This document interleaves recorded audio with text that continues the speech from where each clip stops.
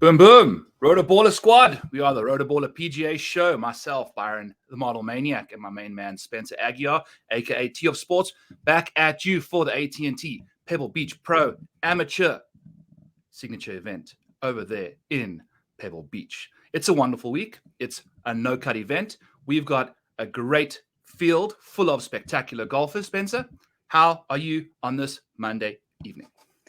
I'm doing great. You know, it's funny, Byron. We joke about this off the show like pretty much every single week. Look how tall I am this week when I sit up in the chair.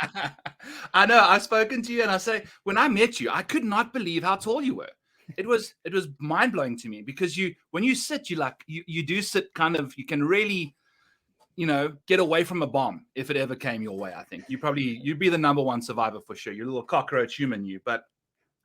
It's good to see you stretching that spinal cord of yours out, and we'll see if we can stretch a few bets out for ourselves this week too. Before we get into this, I have to tell you guys, I'm looking like Phil Mickelson in my polo over here. This is an authentic Pebble Beach shirt that I got when I was back in college, a broke-ass college student. I was in a bar wearing my South African rugby jersey, and some guy was wearing this shirt. And he's like, I'll give you $100 right now if you swap shirts with me. That was like 3 cases of Keystone and some McDonald's, and I was all for it. And now I've got this shirt. I can rock it once a year, and that's why I'm kind of rocking the Phil Mickelson look tonight in the blue RotoBaller lights. So I just figured I'd share that with y'all. It's one of my favorite little stories, and I love this shirt. It's got some good memories from back in the day. Byron, you're in full golf attire here, and I'm sitting here rocking a Frank Thomas baseball jersey. So I'm not even on the right sport right now. Who's Frank Thomas? The Big Hurt, 90s baseball player from the Chicago White Sox, Hall of Famer. Okay, I'm going to have to go look him up because I've never heard of the Big Hurt. So speaking of the Big Hurt, though, had a bit of a rough week last week. We spoke about old Joseph Bramlett as the T20 for plus 750. Spence, he missed that bet by one shot. Yeah. He parred the final par 5. If he birdied that, we would have cashed our bet with an on-the-money T20 at plus 750. So we were so close, but we just missed out. So I had a bit of a bad week, but the majority of my bets missed out by like 1 or 2 strokes. So that's kind of like, it's not like it was a complete disaster, just a little bit of bad variance. It is what it is. Off we go, moving on. So how did you do last week? I mean, that was obviously like one of the downsides for me was the Bramlett play, but it was a really good tournament. Like it's kind of what we talk about every single week on this show. A lot of people are fixated inside the outright market, and obviously it's great when an outright bet comes in, and like not taking any credit away from that. But it's been one of these years so far where we've had 4 consecutive tournaments of winners outside of 100 to 1. It doesn't mean that we can't land on those winners, but like at the end of the day, the ROI that we're trying to increase our bankrolls with, and that whole structure comes down to just the exposure taking place in markets that are more sustainable. So one of a little bit over 4 units last week, nice. 3-0 in the head-to-head market. I had that big Adam Schenk plus 155 play over Patrick Cantlay. You hit that for 1.55 units. I mean, that's a bet and a half there in the head-to-head market for me. And I had Taylor Pendrith at that plus 450 inside of the top 20. And then the last play was one that I will credit you. I know you keep giving credit to your friend there, but I heard it from you, and it was Will Zalatoris inside the top 40 over at BetMGM at plus 200, which was a mispricing there. So, I mean, I think at the end of the day, for me at least, it was a very good bankroll building week. We'll try to continue it here, but there's a lot of variance with this tournament with the weather, and there's going to be a lot that's going to come into play that we'll need to discuss here. Yeah, I'm looking forward to chatting to you about this because it's a very perplexing proposition that we're going to be getting into. One bet that I did manage to hit, I kind of faded Thomas Dietrich and Steven Jaeger in round 3. I thought that they would be a little nervy. Yeah. Steven Jaeger lays up on the par 5. I'm like, gosh darn it, he's going to make a par. Yeah, rips it into the water. It's one of the funniest bets I've ever won. I was laughing in my living room, just bursting out. I could not believe he ripped it into the water and made double. So cash those 2. That was fun. But that Willie Z top 40 was pretty solid. Most of those were like off the record for me, and it was kind of like just one of those weeks, right? So it is what it is. But now going from one storm at Torrey Pines to another that could potentially, we could see a field or a tournament end on a Saturday and the following event end on a Monday, which is a potential here going into Sunday with, I don't know if you've seen the weather, Spence. Yeah. It is bananas on Sunday. We've got like 69 mile per hour gusts projected for Sunday, according to some weather websites out there. So regardless of if it's 60 or 50, anything above 40 miles per hour is ridiculous. So I'm kind of curious as to what your take is on a DFS perspective versus a betting perspective. Do you lean a certain way when there's unpredictable weather like this? Do you want to just face the field, or would you rather take on the book in this example? I mean, I think if we're talking about the DraftKings or the DFS perspective here, when variance increases and we see ownership, and I do think this will be one of those weeks where ownership is going to condense in a lot of the same spots. That's an every week answer that we can give, but I would say probably even more so this week. There may be some of those under the radar value plays in large field GPP contests that we can talk about. I also noticed that inside of my model, there was a lot of players that my model really liked this week. That are going to go low owned that it also liked for cash games. And that's kind of another interesting tidbit, I guess, to just point out here. When you have a no cut tournament, I do think you need to shoot for a little bit more upside, even on those cash game sort of wagers that you're putting together. My head-to-head players are going to take a very similar mentality here. Yeah. I'm always trying to find miscut equity. You're not going to necessarily be able to find that now. Now, Sunday, I always make the argument that on Sunday, somebody could shoot themselves up the leaderboard. On Sunday, if this tournament plays on Sunday, they might shoot themselves off the leaderboard and, into another world. They might shoot themselves onto the Live Tour before this is all said and done. But I'm just kind of trying to take a more aggressive approach in that area. There were a lot of players for me that I was much higher on than market consensus, whether that be from a DFS answer or a betting perspective there. And I think that that's where I'm going to try to find my edges. Perfect. I love that example of kind of leaning into how your model's projecting a golfer versus leaning into course history. I typically try and ask recent form versus course history. But this week we've got a bit more of course history versus course mystery.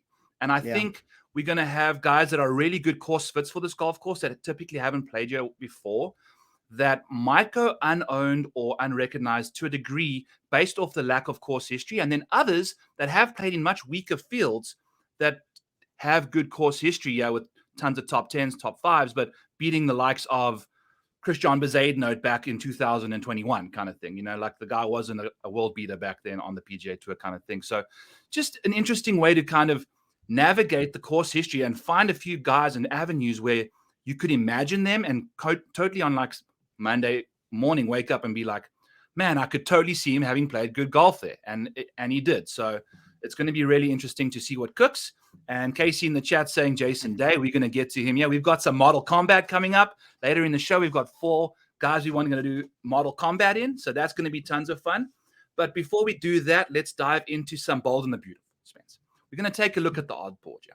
Tell me who's bold and who's kind of the name under the 20-1 range there that you think doesn't have the best chance of those around him. I'm never going to ask you who's not going to win. I know you don't like that question. I'll ask you who's the least likely for you to win the tournament under 20-1 this week for guys looking to go in that market. I thought the worst price on the board was Viktor Hovland. And I know that's going to be probably a controversial take. I've noticed, and this has been something that everybody always says when win comes into play, Colin Morikawa sees the biggest decrease in his projected stats. I've never really noticed that inside my model. I took him at the Zozo for that reason. He ended up winning that tournament. Hovland is the name for me that when you throw these windy conditions and specifically at a venue here where I have a decrease in weighted projected proximity returns than I would get from him on a normal week. It's very minor. We're not talking about some like massive deviation to where I'm necessarily expecting him to implode. But if we're now talking about a course where, I think he's a great driver of the ball. And if everybody's going to be forced into these layup situations and he loses some of that long iron play that comes to the mix, and now all of a sudden the proximity numbers go down because of the wind and he doesn't hit as many greens in regulation, well, now you're put in a spot where he has to scramble. And that is always his problem at the end of the day. So with the windy conditions and everything coming there, it doesn't mean I don't think Viktor Hovland's going to be fine here or have success. He's inside the top 7 of my model of pretty much every single way that I ran it, but there was a significant difference. And I think from early ownership projections, and I'd be curious to see where this ends up going. I think a lot of people are looking at this board and you see Rory and Scheffler. I'll use this for a DFS answer here. at 11-4 and 11-5. And I think a lot of people are going to want to dip down into Viktor Hovland thinking that it's too big of a decrease from 10,200.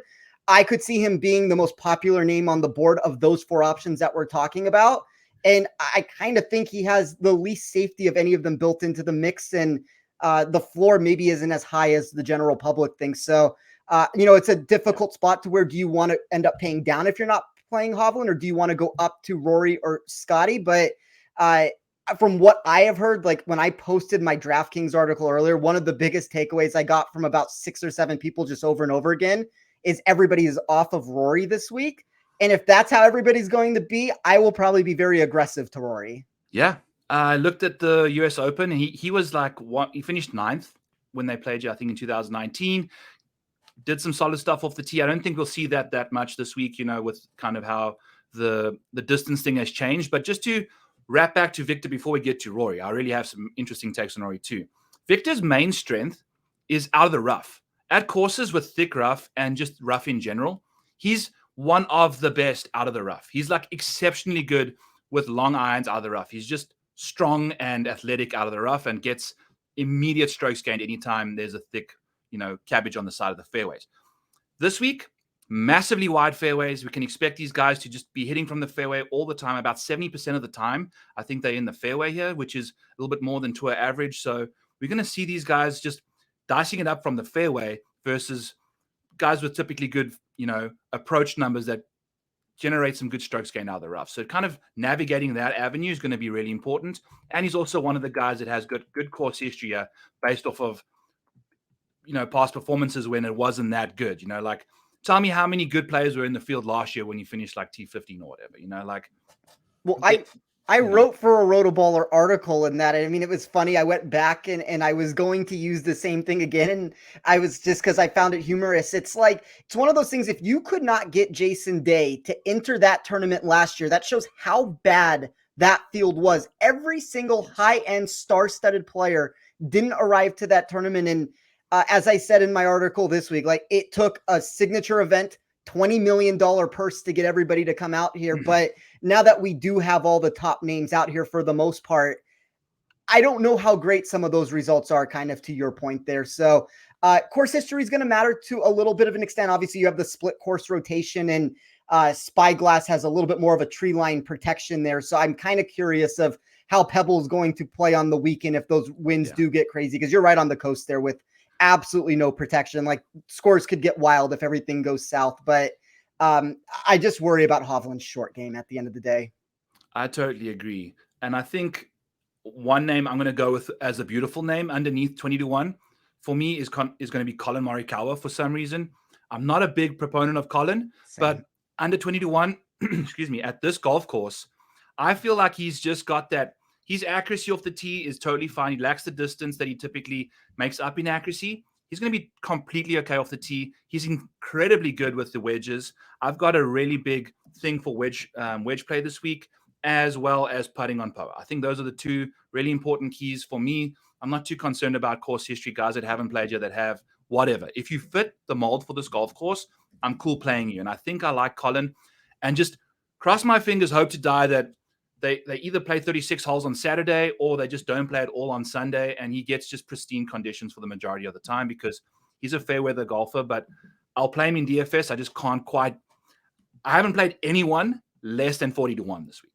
That's just how I've been rolling. So I'm kind of curious as to how your card structure was and what your thought process behind all that was. I saved most of my exposure. I have 2 bets. I took Max Homa at 20-1. I think you could have found better if you got that early today.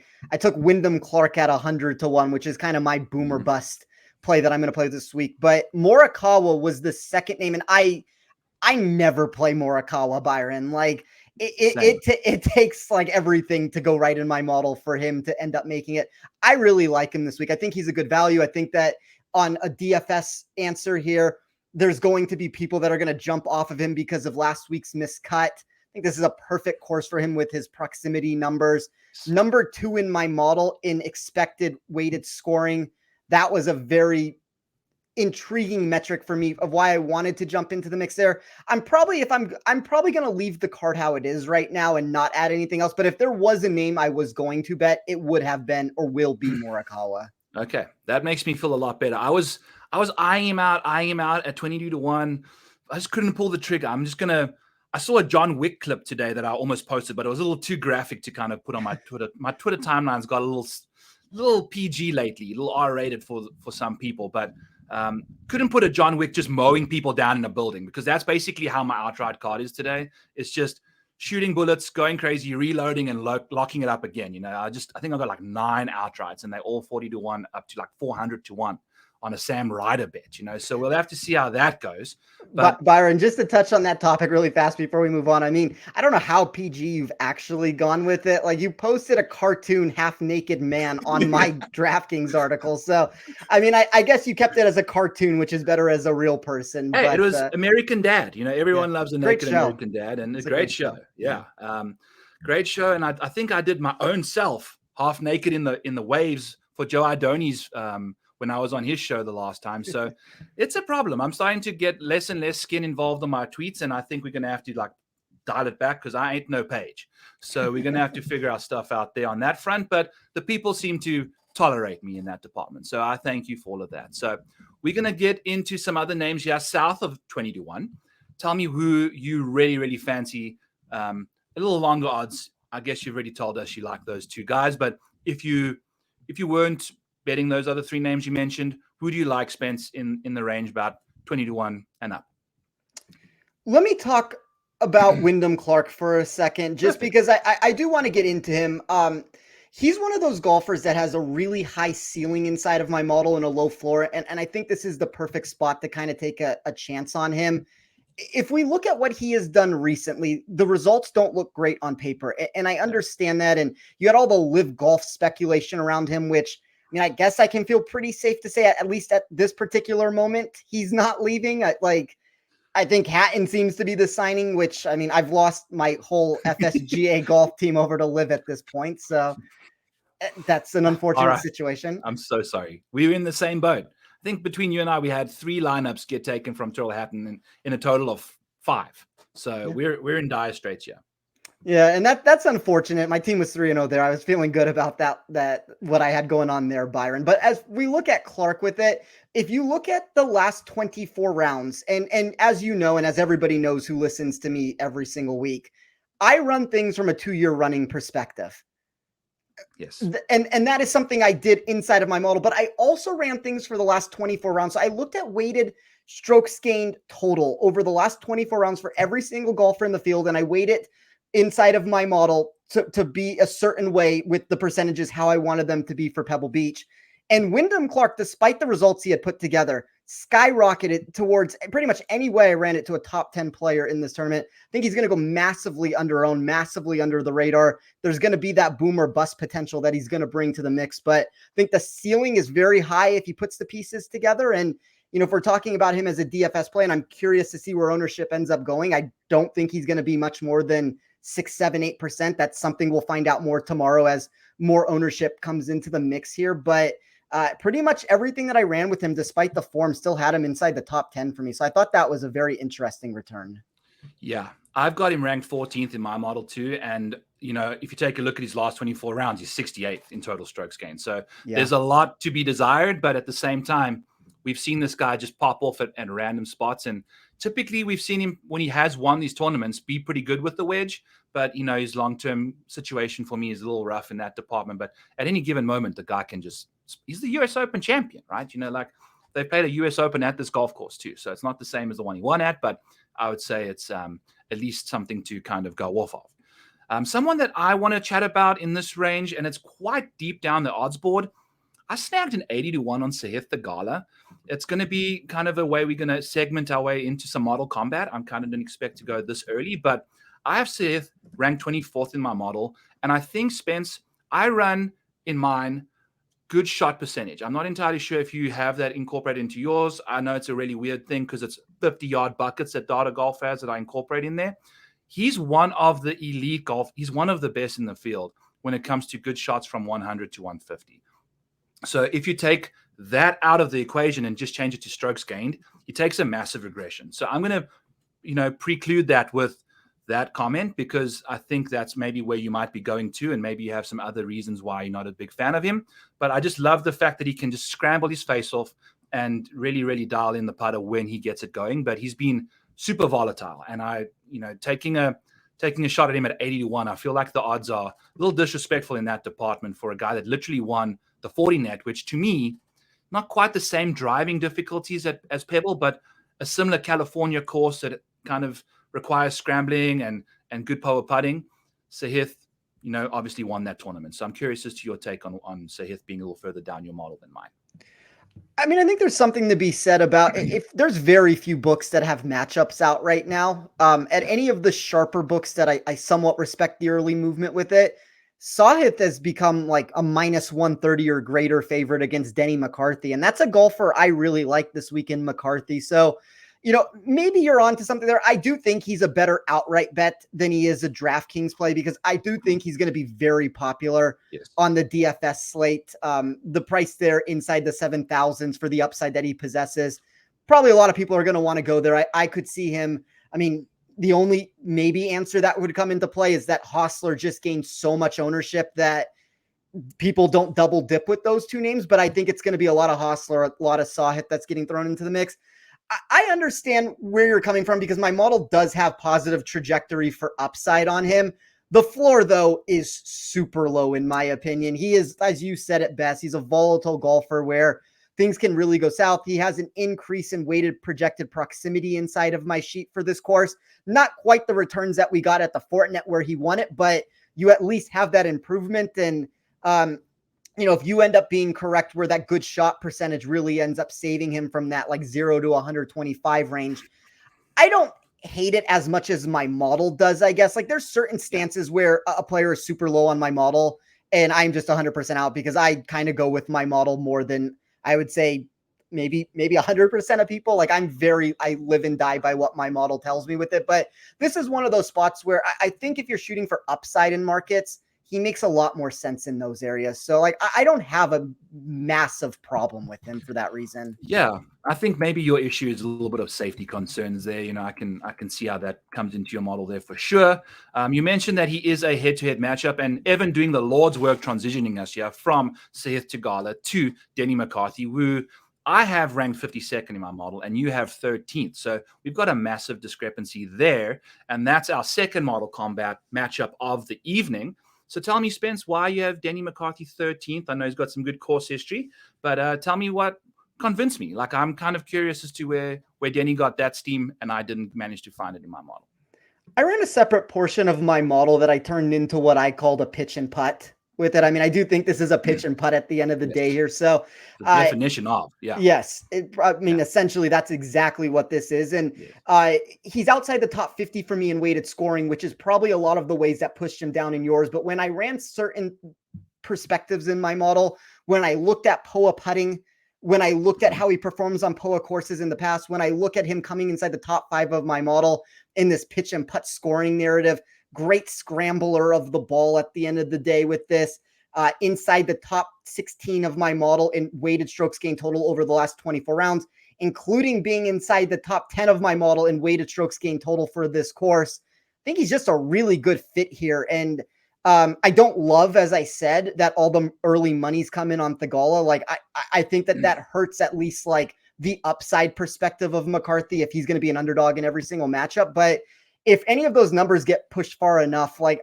I still like the McCarthy side more than Theegala. Like I think at these plus numbers that you're getting now, I would rather take the safety that my model has of McCarthy. So it's an interesting wager because the first two players we've talked about is an actual matchup where the sharp money, or at least the early money, if you want to call it that, seems to be pushing in your direction. But I will stand steady that McCarthy is going to give, one of those prototypical top, let's say top 20 showings this week.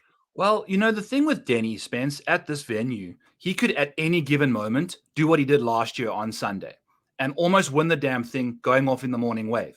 I mean, his putter can absolutely, like you mentioned, I've got him graded as one of the best power putters in the field. I think he's number one for me. So that's definitely what's going on. But his recent ball striking seems to be holding back a lot for me here. So I'm kind of banking on the fact that that's not going to necessarily show up again, because there's certain guys that this is the crazy thing about handicapping golf is someone can be playing absolutely terrible golf like Joseph Bramlett and finish T25 at a venue that just completely suits their eye. And it can be where their driver just starts playing well. They just feel comfortable on a golf course. I feel like Denny McCarthy is one of those guys, but at the same time, the recent form to me is just a bit more important than course history, because like I mentioned at the beginning of the show, we got a way more condensed strength of field going into this week. So anything that, good course history in the past where there's multiple guys that haven't played you before, that's going to kind of throw those guys back in their course history rankings a little bit for me. So that's kind of our little model combat situation there. And then I know that someone mentioned Jason Day earlier. Casey mentioned Jason Day. Let's dive into Jason Day, and then we're going to go to another Australian, and then we'll wrap around to some more names that the guys are throwing out in the chat there. But Jason Day doesn't rank out that well for us, Spence. And for both of us not like Jason Day, what's going on with the world? We've got him priced as the 28th ranked golfer in our models, and DraftKings, with some course history, obviously some very nice stuff around here, have him as the 15th most expensive golfer in their slate. So talk to me about your boy, Jay Day, and why he's all the way down there. I mean, I refuse to say anything bad about Jason Day on a show. Like the one answer I'll give to this, and I'll let you take the floor, because I'm sure we have a very similar reason for why our models do not like him. A lot of it comes down to his iron proximity in the recent form, like 72nd in my model out of 80 players in this pitch and putt scoring that I ran, 62nd in weighted scoring. The par 4 returns were not great. Now, he's been great at these less than 7,200 yard courses. He has a fine weighted strokes gain total, which is why I think he has found so much success out here. But there's a lot of players. He is one of 5+ names that I could say from this like $8,000 plus section where past course history is just going to really propel ownership this weekend. I am fine just letting these players beat me. It doesn't mean that Jason Day doesn't beat me. And on most weeks that I'm not on Jason Day, he does seem to beat me. But I have concerns right now. Yeah, there's, you've got that built-in organic emotional hedge, so it's all good. If he beats you, you're still happy. If you're on him and he sucks, it is what it is. I guess that's not the way you want it to go, but the other way works perfectly for your situation. Same situation for me. I mean, the course history is through the roof, top 3 on Spyglass, top 2 on Pebble, historically, and then just the approach play is just catastrophically bad. So I think that's just going to be the issue going into this week. We saw last week, he didn't quite show up at a venue that he's typically thrived at quite nicely. So if that's any sort of an indicator, we can expect him not to play his best golf this week. But granted, he also missed the cut at the Wells Fargo and then went and won the AT&T Byron Lindeque the following week. So we don't really know what the hell Jason Day is going to do. I don't think he does, but he's supremely talented. But I think the model's kind of suggesting he's going the opposite direction. And then from one Aussie to another, we've got our rankings down under compared to the DraftKings rankings, which have Adam Scott, Spencer, ranked as the 28th price golfer, and we've got him at 16 and 15. I think Adam Scott has typically played very good here on Pebble, and I think his game kind of goes pretty well with how this golf course can unfold. I think he's a great wedge player. I love how solid his putting can be, and he's just a little inaccurate off the tee, but I don't think that's going to be as penal this week for him. So I'm really loving Adam Scott's just the wedge proximities. The guy can absolutely dial in those numbers. And again, the good shot percentages for old Adam are just through the roof for me. And it's just really nice to see what he can be getting up to. Playing some solid golf over in Europe as well on the Dubai tour there. And just to get back to his solid shot numbers, he's just really, really good. Inside the top 20 for good shot rates from 100 to 150 for me. So that's where it's going to grade out exceptionally well for him. And he's inside the top 20 on power putting. So for those two metrics to be inside the top 20, there's no wonder he's top 15 for me. So kind of curious as to, I might have told you exactly why, but I'm sure it's similar in some other ways for you. Yeah, inside the top 10 of my model in weighted proximity from 0 to 125 yards here. That's a massive increase over his projected baseline. Byron, here's the interesting thing about him, because I think he's going to be popular. And that always concerns me with Adam Scott. if you are looking for any negative reasons of why not to play him, and I'm trying to find some right now inside my model because he has nice upside totals in my model, but the floor does have some problems. And I think the floor is at least worth talking about here. Outside of the top 50 in my model in GIR percentage, the driving accuracy might not end up being a flaw here just because the missed cut penalties for missing a fairway aren't as extreme. So I don't want to hit him for that one necessarily. Putting from 5 to 10 feet, he does get a big increase on POA, but outside of the top 50 of my model on most courses, here's my biggest, I guess, let's say 3 problems to the mix here, and they kind of go together. Scrambling outside of the top 70. If this could be a spot where Adam Scott enters. I could see this right now. He enters Sunday in 7th place and he finishes in 67th place when he shoots an 87 on the day or something. It's going to be like, that's always in play. Overall bogey avoidance, 72nd, weighted scoring, 47th. I think on the best days, you're going to see something from him. I think on the worst days, you might need to like close your eyes if you play him and hope for the best. Yeah. But I think he's a great target potentially. Like, he's going to be one of the first names I look for when I look for round 1 and 2 matchups. I'm curious to see who he's matched up against. Maybe I can get that early sort of a view from him and then kind of maybe jump back and see, like, let's see what happens on the weekend here. Yeah. I love how I ask you, like, why do we both like Adam Scott? And you just rattle off reason after reason why we've got problems against him. But that's a great point to mention because we like him and we find a price discrepancy between our rankings and DraftKings. We're not the only people on this planet, like there's other people that obviously find it that way too. And I think he's going to be quite popular this week. So in a DFS environment, that may not be a bad fade whatsoever. And he checks all the boxes for all the reasons that you said. I just wanted to throw like an alternative perspective out there.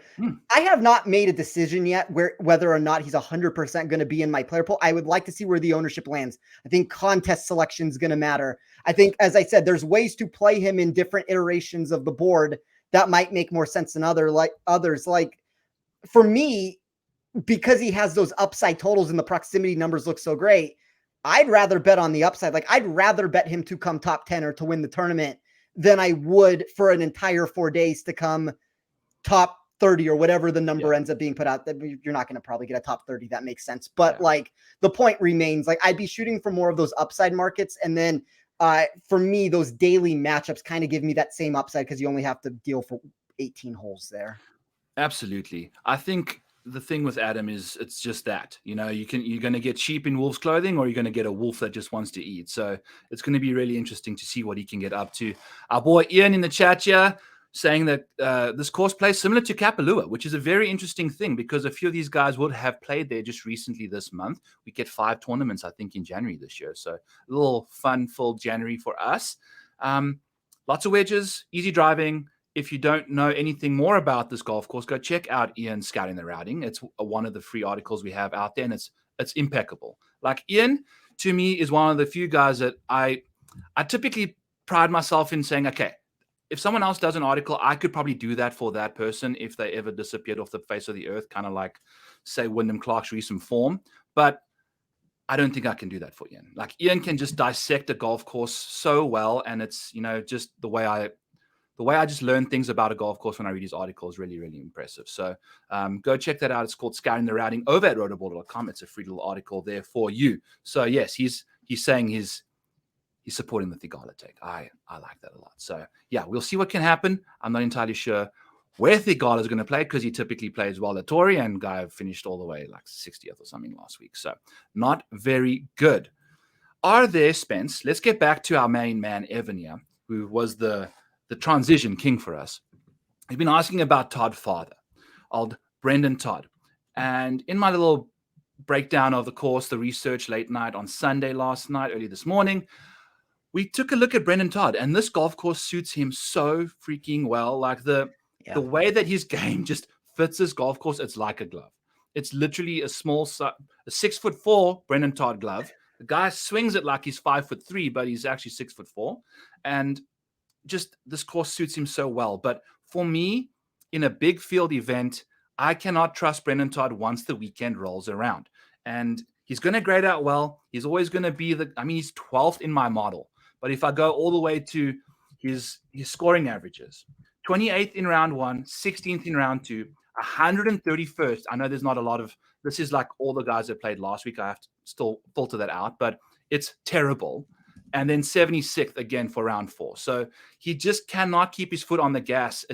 He loses control of the vehicle and it goes off the rails. And you cannot have that happen here at Pebble, despite how well he typically has played. So I'm kind of curious as to your take on Brendan Todd. I think that's an interesting note, and I do think he's going to be very popular. My model loved him, and it's for all the reasons you said. I mean, like it's going to be hard to find a course that's more tailor-made for his game. I guess the question I would ask you is this, because I think this is the more interesting way to try to approach this. Like, whether you're playing Todd or you're not playing Todd is something that we can get into later in the week. Do you have a name? Let's just say, I don't know, we'll put this in a like $300 range from, let's say, $7,300 to $6,700. Do you have any pivots that you would go to instead of Todd? Yeah, I'd go straight to Taylor Montgomery. He's basically the equivalent of Todd, just not as accurate off the tee, but at this venue, I'm not too concerned about that. Incredible iron player for this golf course. He's not a very good long iron player, but this guy can absolutely score with his wedges. He's incredible. He's 8th in the field in good shot percentage from 100 to 150, and he's one of the best putters on POA. So we've got a lot of similar traits to Brendan Todd. I think Montgomery is going to be, I don't know if you can really call that a pivot, but it's probably a play I would play over Brendan Todd just because I think Montgomery also tends to eject himself from the top of the leaderboard, but not nearly as hard as Brendan Todd. So, and he's a little bit cheaper because those balance builds this week are going to be coming in hot and heavy with how loaded this field is this week. I think Montgomery's a fair pivot. The two names for me that I was going to give, and I saw Sweet Spot talk about Straka. Straka's going to probably be one of them for me. He was 8,600 last week. Now, all of a sudden, nobody's going to want to play him here at this $7,000 price tag. Boom or bust profile. I certainly understand that, but it's a no-cut event to where I am willing to shoot for that upside with him. There's a lot of portions of my model that have him inside the top 20 for specific metrics that I think will be very important. And then if you're looking for another golfer, California Ties has never really played this course well before, but Patrick Rogers at 6,900, I think the course history is going to push everybody off of him. But I mean, when we look at what he's done recently, the form looks great. I mean, you have to start this year, 3 consecutive finishes inside the top 25. It's kind of the argument or the discussions we've had a lot frequently with a Bo Hostler or one of these names where if you look at their past course history at these venues, not very good, but if a player is better than they used to be, Adam Svensson was another prime example of that early in the season. I don't think that this is necessarily, I don't know what to do with him. My model does not like him this week, and I'm benching him in my season-long league because of that reason. But then again, and that's saying something because you just had to I have no players. Yeah. Yeah, I mean, I've run out of players at this point. But I think Rogers and Straka would probably be the two most natural pivot spots for me. Yeah, I'll throw in another very volatile guy that's won year before, and Tom Hoagie. If you're looking for a guy that can absolutely get scorching hot with any iron, you know, he's so good from any sort of range.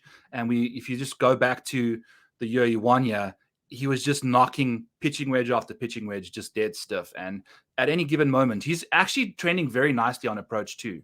He's been playing much better lately on approach, and it's good to see because he's going to a course that really rewards him in that department. So, and he's putted nicely in the past too. So we'll see what he can get. Trending also. Yeah, it is. It's actually top or middle of the field, which is good for Tom Hoagie, you know, and he putts nice on POA, I guess. So that's good to see for old Tommy. We have to also speak about who did Evan else also have. He wanted some Kurt Kitayama love. And I don't know, Evan, I think we're going to be disappointing for you here. I'm not a fan of Kurt Kitayama. You know, I did him in the research show, and it was a little rough to look at what he's been up to. Has been playing better golf this week, this year, but just, I don't know if this course suits his game that well. Like he's a long, like Arnold Palmer Invitational, Bay Hill type golfer, where I think his length can really come into play versus kind of having to get into a pitch and putt contest with the rest of the gang. I don't hate him if you're throwing a dart down in this section. Like that's all he is to me at this point. Yeah. But inside of the top 20 of my model and weighted proximity for Pebble. And then, I mean, if you want to just, I mean, look for any answer here that I guess gives you that high end potential. And I know off the tee returns are going to be de-emphasized here. And I understand that answer, but second in my model on these short par 72s that have easy to hit fairways with really no penalty there. So we know that when he pops, he can pop and win a golf tournament. I don't love necessarily what he's been doing recently, but once again, we're talking about a, mid $6,000 golfer where if we're comparing him to the rest of the names beneath him, like, I don't know if maybe Matt Kuchar, my model really likes him. I know the form has not been great for Kuchar, but like Kuchar and Kitayama, like sub 6,600 are probably the two most intriguing names for me. Yeah. And Kuchar on any golf course with par fives, you definitely got to consider him at a course that he's played well at in the past. Our main man, Ian, once again, the Hideki love and hate situation here at rotoballer.com. I cannot understand what people's hype about Hideki is. Like, he's starting to gain this traction. He's starting to get this popularity.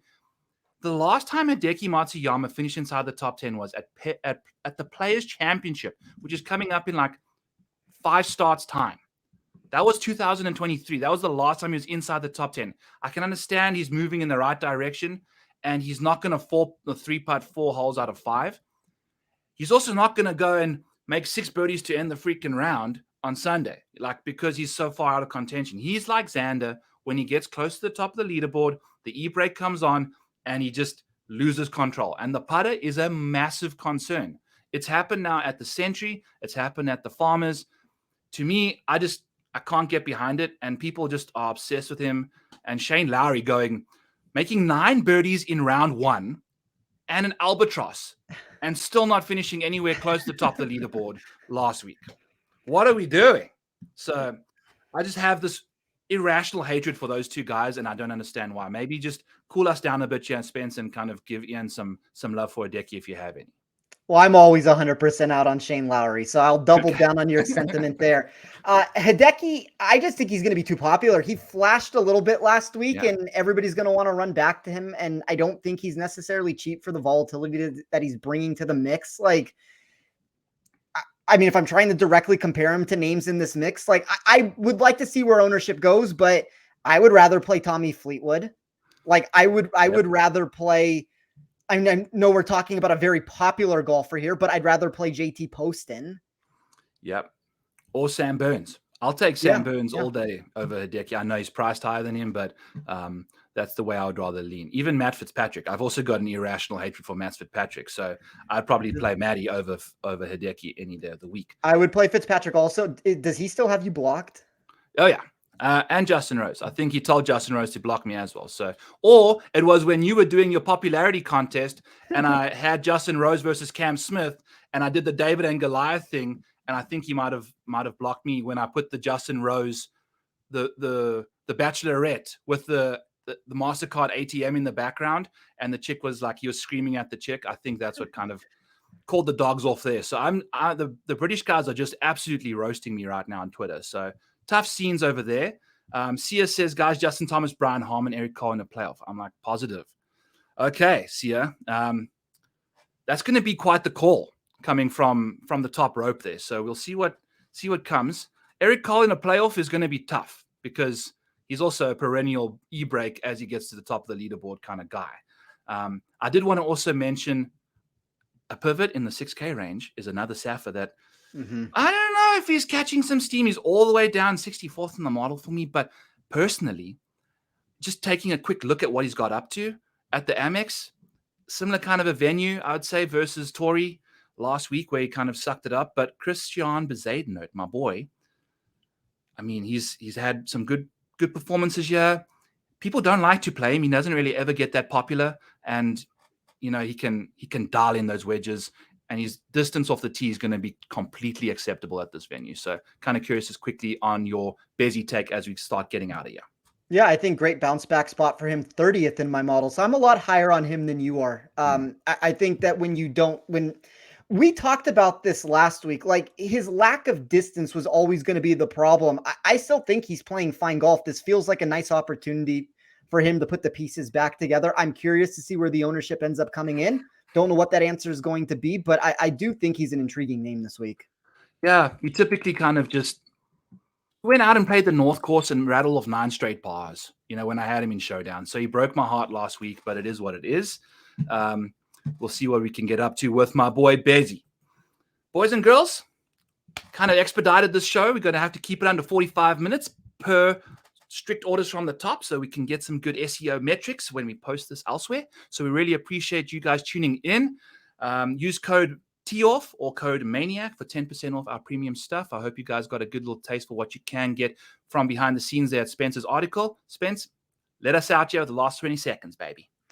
Yeah, once again, we appreciate everybody who tunes in, listens to the show, anybody who's a part of the RotoBaller website. It's a lot of fun doing this show every week, everybody in the chat answering the questions. We're going to continue to try to grow it, but we have so much going on at RotoBaller, Byron. Like between the two of us, Ian, both Joes, Matt Miller, we have more content than we've ever had at the website. There's picks for betting. There's picks for DFS. There's one and done contests. We cover everything that you can find on the spectrum here for a weekly golf contest. So if you're not doing so already, we hope you consider checking it out. And once again, we appreciate all the support. Absolutely. We love everybody's stuff. Our little Discord's growing nicely. We're getting a real nice community vibe going in there, seeing a few of the guys in here from there. So that's really good to see. And yeah, tickle that little like button on the way out. Do not subscribe to the show that we are doing right now. This is the wrong YouTube channel, but we're going to get that figured out for next week. I promise you now. And we're going to go RotoBaller to the moon, guys. Thank you so much for tuning in. We'll catch y'all next week.